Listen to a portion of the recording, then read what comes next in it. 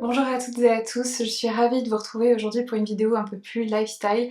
Je vais partager avec vous mes 10 étapes pour se remettre un petit peu dans le rythme de la vie avec l'arrivée du printemps. En Bretagne, on vient de passer un mois et demi sans voir une éclaircie.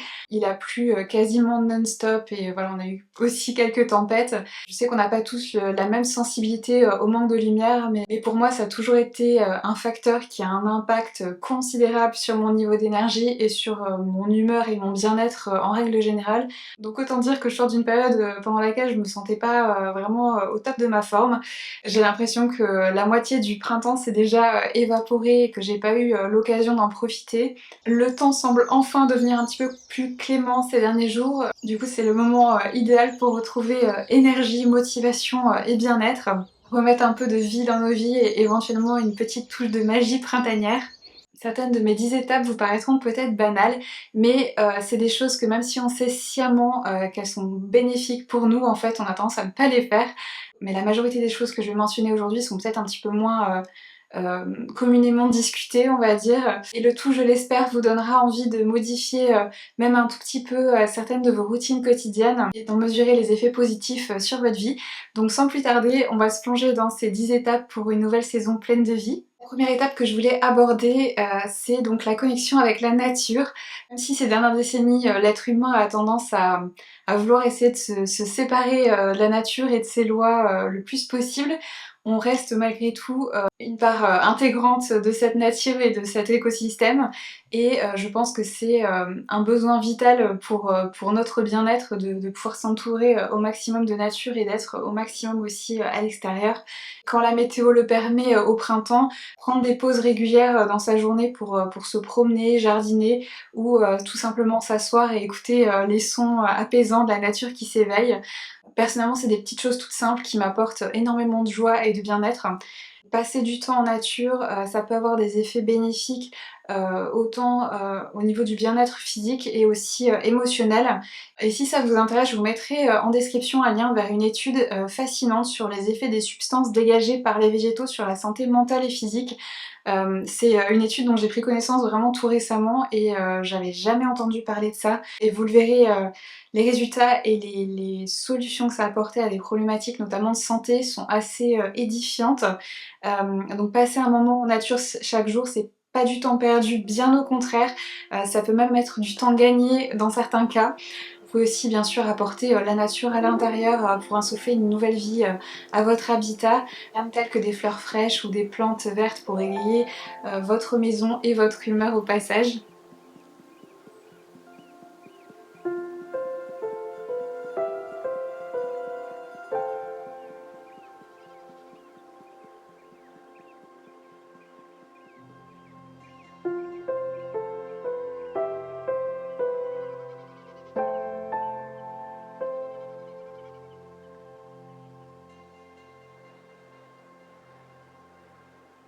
Ensuite, la deuxième étape qui peut parfois fâcher, l'activité physique. Donc le printemps, c'est le moment idéal pour sortir, bouger son corps, intégrer une activité physique quotidienne à sa routine. Ça n'a pas besoin d'être quelque chose de particulièrement ardu.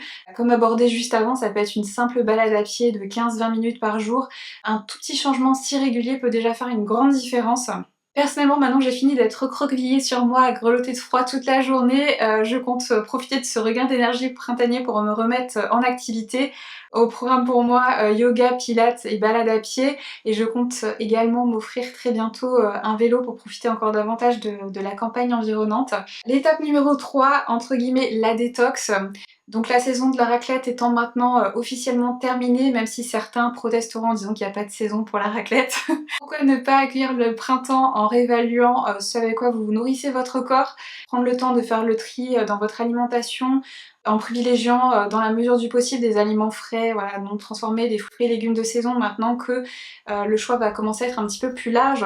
Pour moi, c'est aussi le moment de préparer la liste de ce que je vais planter au potager et commencer à semer les premières graines.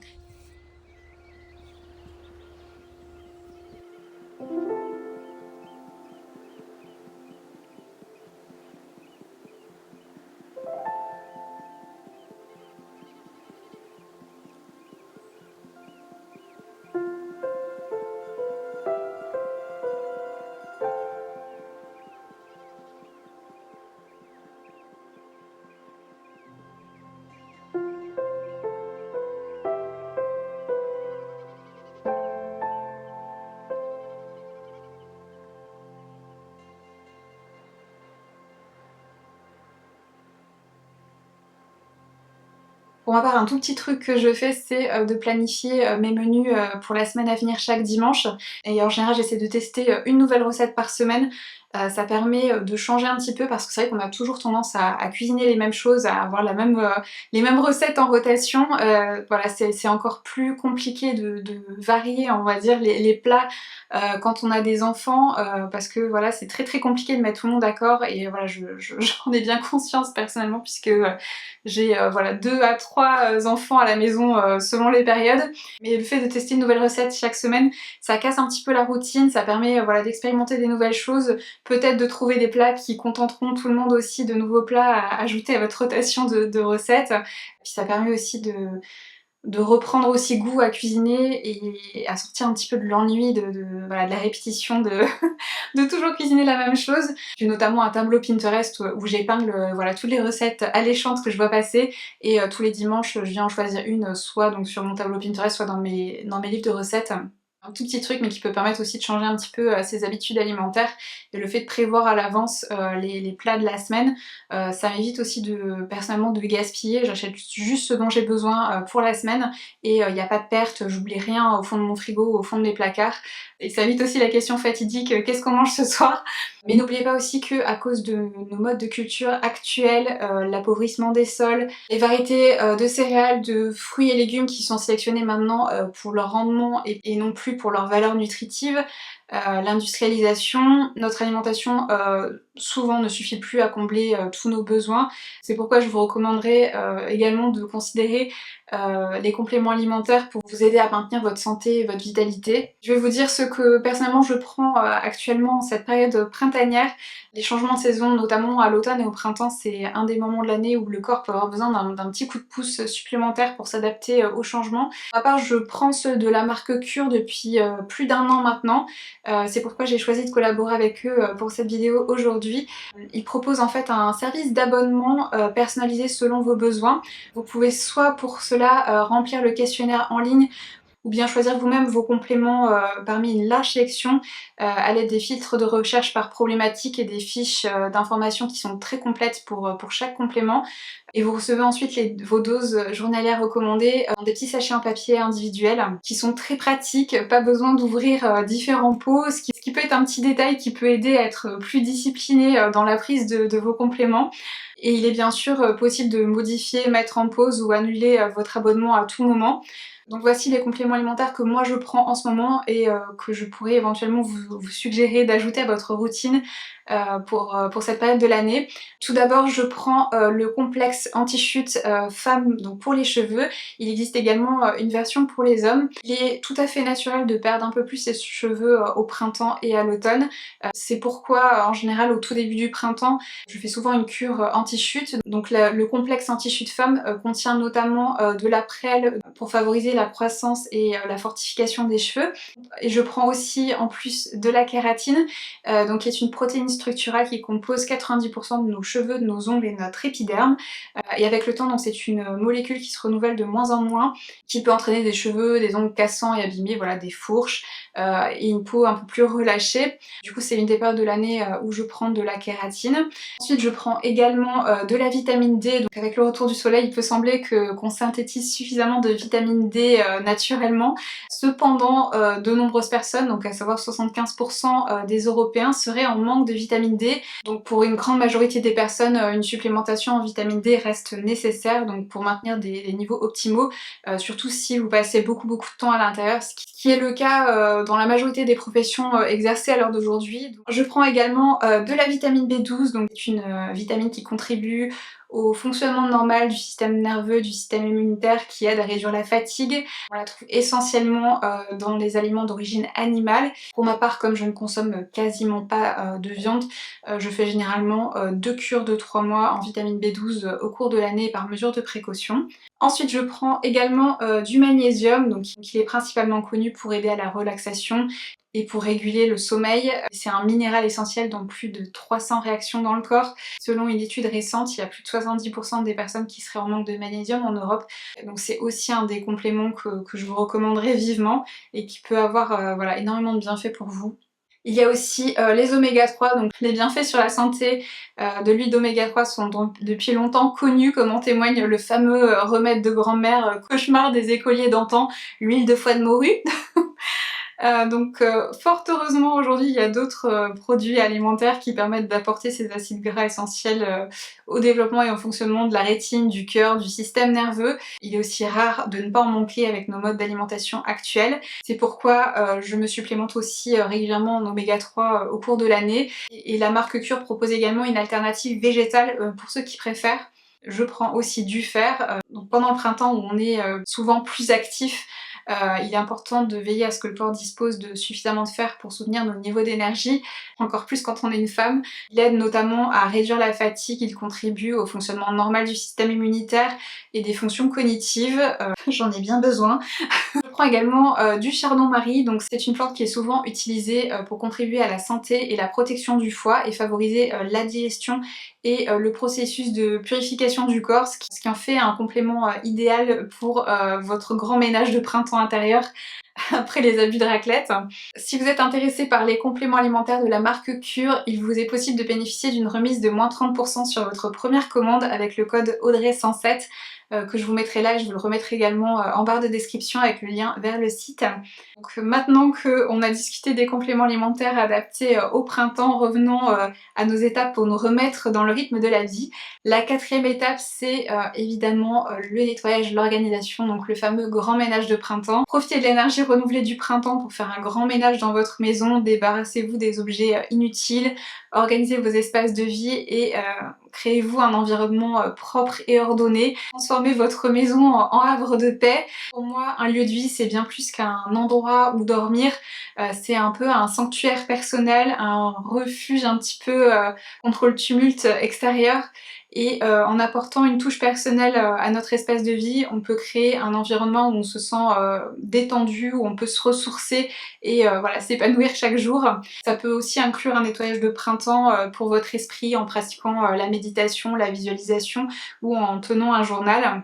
Je sais pas vous, mais l'état de mon lieu de vie, ça a un impact considérable sur mon bien-être psychologique, mon agitation mentale et mon niveau d'énergie. Si ça vous intéresse, je vous partagerai mon grand tri de printemps dans de prochaines vidéos. N'hésitez pas à me dire en commentaire si c'est quelque chose que vous aimeriez voir. La cinquième étape pour moi, c'est de remettre de la couleur dans sa garde-robe. J'ai souvent tendance à sortir mes tenues à mon humeur et donc à porter des choses plutôt sombres pendant les périodes froides. Le printemps, c'est donc pour moi le moment de remettre de la couleur dans ma garde-robe. Dès le mois de mars, j'ai tendance à ressortir mes robes fleuries que je porte en association avec des gros gilets et des pulls doudous en attendant avec impatience que les journées se réchauffent.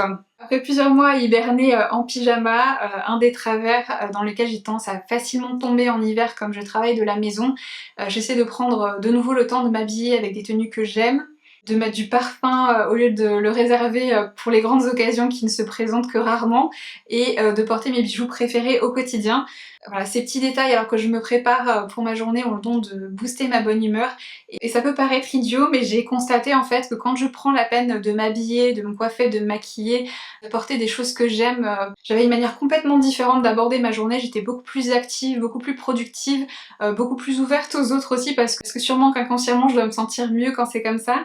Et donc le fait de prendre ce temps chaque matin pour prendre soin de moi en fait, ça a un impact vraiment sur tous les aspects de ma vie en fait et sur la tournure générale que prend ma journée. Donc ça peut paraître un petit peu superficiel mais personnellement j'ai vraiment remarqué que ça faisait toute la différence à la fin de ma journée. On est aussi nombreux à garder les belles choses en fait pour les grandes occasions et récemment j'ai décidé d'arrêter de faire ça et de considérer d'une certaine manière dorénavant que chaque jour était une occasion spéciale. Sans tomber dans le fatalisme, on ne sait pas de quoi demain sera fait. Je pense qu'on est nombreux à avoir l'impression qu'il y a des événements un peu sombres qui vont pas tarder à nous tomber dessus. Et du coup, je trouve dommage de laisser les bonnes choses, les belles choses tomber en poussière parce que on ne se considère pas digne de les porter, de les utiliser. Donc c'est peut-être le moment d'arrêter de garder ses beaux vêtements, ses meilleurs parfums, etc. pour plus tard et d'en profiter maintenant. Ces meilleures bougies aussi, moi je fais ça avec mes bougies, j'ai aucune résistance à allumer les bougies Ikea pas chères, mais les bougies diptyques et autres qui coûtent un rein, en général j'ai tendance à les conserver intactes et à ne pas vouloir les allumer. Donc c'est aussi une des choses dont j'ai décidé de profiter dorénavant et de pas les garder pour un plus tard qui n'arrivera peut-être jamais. Donc l'étape numéro 6, apprentissage, découverte et aventure. Donc profitez du temps plus doux pour explorer de nouveaux endroits, ça peut être même des endroits qui sont vraiment proches de chez vous, pas besoin d'aller très loin, et vivre de nouvelles expériences, soit en partant en randonnée, en balade dans la nature, en visitant un musée ou en planifiant une escapade le temps d'un week-end. Sortez de votre zone de confort et laissez-vous inspirer par tout ce que le printemps a à nous offrir. Donc profitez du renouveau du printemps pour cultiver son esprit et élargir ses horizons. On peut s'inscrire à des cours en ligne, assister à des conférences, des ateliers. C'est le moment de lire des livres inspirants ou d'explorer de nouveaux hobbies éventuellement. L'apprentissage continu est selon moi une des clés essentielles du bonheur, en tout cas du mien. Par exemple, en ce moment, j'apprends à faire mon propre pain au levain à la maison et je me suis aussi remise à l'aquarelle après avoir complètement mis de côté les activités artistiques pendant de longues années, alors que c'était vraiment un domaine qui me passionnait quand j'étais plus jeune. Par rapport au pain au levain maison, on en a discuté un petit peu sur Instagram et vous aviez été nombreuses à me demander de vous montrer ça dans une vidéo, donc je vous montrerai ça très prochainement, c'est promis. Étape numéro 7, transformer les routines en moments magiques. Donc chaque jour est une toile vierge remplie de possibilités, donc en transformant les routines quotidiennes en moments de plaisir, on apprend à apprécier chaque instant, à trouver de la joie même dans les tâches les plus simples. Donc je vous invite à réfléchir à comment vous pourriez rendre les choses plus plaisantes en sollicitant par exemple vos sens. Donc par exemple la vaisselle doit être faite, donc pourquoi pas pendant que vous exécutez cette tâche, mettre de la musique, écouter un livre audio, allumer une bougie parfumée à côté de l'évier par exemple. Une des bonnes bougies que vous aviez achetées il y a 5 ans et que vous gardiez pour plus tard. Prendre le temps de préparer son café avec amour et de le boire tranquillement le matin, ou bien plonger dans un bon livre lors d'un bain relaxant, ça peut vraiment faire toute la différence dans une journée.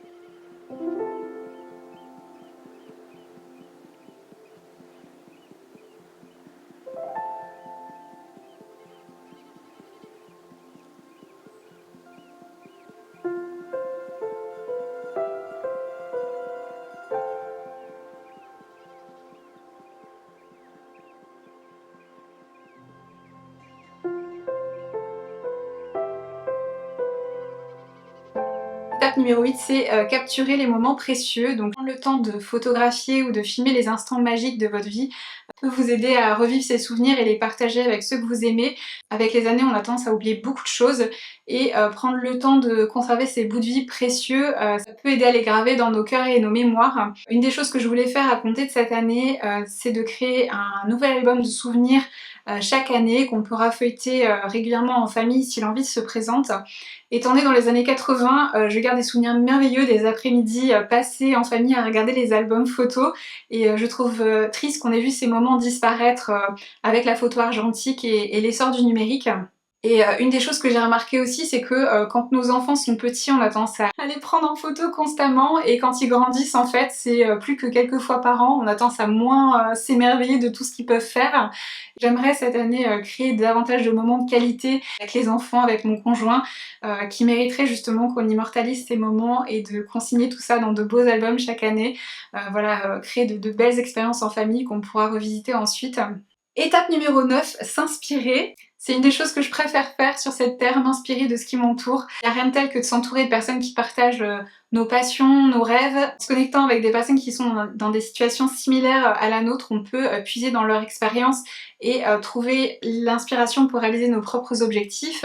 Je vous encourage à vous entourer de personnes qui vous élève, vous inspire à donner vie à vos rêves. Ça peut être bien sûr par le biais des réseaux sociaux et le printemps d'ailleurs ça peut être le moment idéal pour faire le tri dans le contenu auquel vous vous exposez, à ne garder dans votre feed ce avec quoi vous raisonnez actuellement, ce qui fait du bien à votre âme.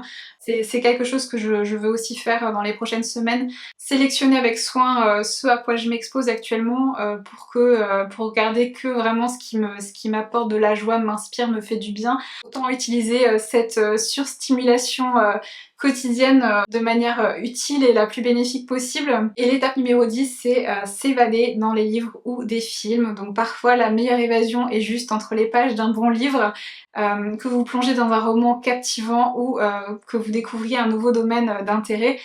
La lecture ça peut nous emmener dans des mondes imaginaires, élargir notre perspective sur la vie.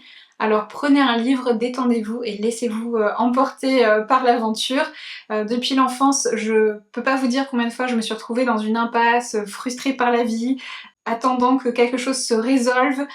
Je veux pas promouvoir les échappatoires ou la fuite de vos problèmes parce que c'est pas la solution, mais parfois prendre une pause avec la réalité ça peut être tout à fait bénéfique, et lire c'est un bon moyen de le faire. Disparaître dans un autre monde pendant un moment et se plonger dans un bon livre de fiction, ça peut simplement nous rappeler à quel point la vie peut être amusante, enthousiasmante et merveilleuse. À chaque changement de saison, je me prépare une sélection de livres à lire et une liste de films à visionner pour nourrir mon imaginaire. Donc n'hésitez pas à me dire si vous voulez que je partage ma sélection printanière de cette année dans une prochaine vidéo avec vous. J'espère que vous avez trouvé cette vidéo utile et inspirante. N'oubliez pas de partager en commentaire vos propres astuces pour vous remettre dans le rythme de la vie au printemps, les activités auxquelles vous aimez vous adonner à cette période de l'année. Et surtout n'oubliez pas de vous abonner à ma chaîne pour pas manquer mes prochaines vidéos si ce n'est pas déjà fait. Merci de m'avoir regardé, je vous fais des gros bisous à toutes et à tous et je vous retrouve très bientôt.